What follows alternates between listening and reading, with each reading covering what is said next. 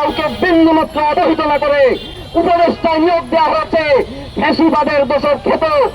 আমরা এটা কিভাবে হতে পারলে আমরা বুঝতে পারছি না। আমরা এর জবাব চাই। আমরা আপনাদের কথা, আপনাদের ডিমান্ড মেনে নিয়েছি। আমরা দেশের স্থিতিশীলতা ভবিষ্যতের কথা চিন্তা করে আমরা কিন্তু আমাদেরকে রাজপথে সীমাবদ্ধ রেখেছি। আমরা কিন্তু সরকারি কাজে আপনাদের উপর আস্থা রেখেছি। অথচ আজ আমরা দেখতে পাচ্ছি ছাত্র জনতার গণ অভ্যুত্থানের মধ্য দিয়ে যে জন আকাঙ্ক্ষা হাজির হচ্ছে, আপনার সেটাকে রাখতে পারছেন না, সেটার মান রাখতে পারছেন না, সেই অনুসারে রাষ্ট্র চালাতে পারছেন না। এইভাবে যদি চলতে থাকে আমাদের কিন্তু নতুন আরেকটি সরকার তৈরি করতে বিন্দুমাত্র সময় লাগবে না। মনে রাখবেন, আমাদের আনুগত্য 24-এর গণ অভ্যুত্থানের আদর্শের প্রতি কোন সুনির্দিষ্ট সরকারের আনুগত্য আমরা করি না।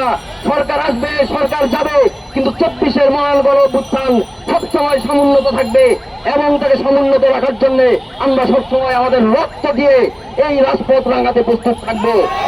সেই প্রতিজ্ঞা রেখেই আজকে আমার বক্তব্য শেষ করছি। লড়াই চলবে, ইনকিলাব জিন্দাবাদ।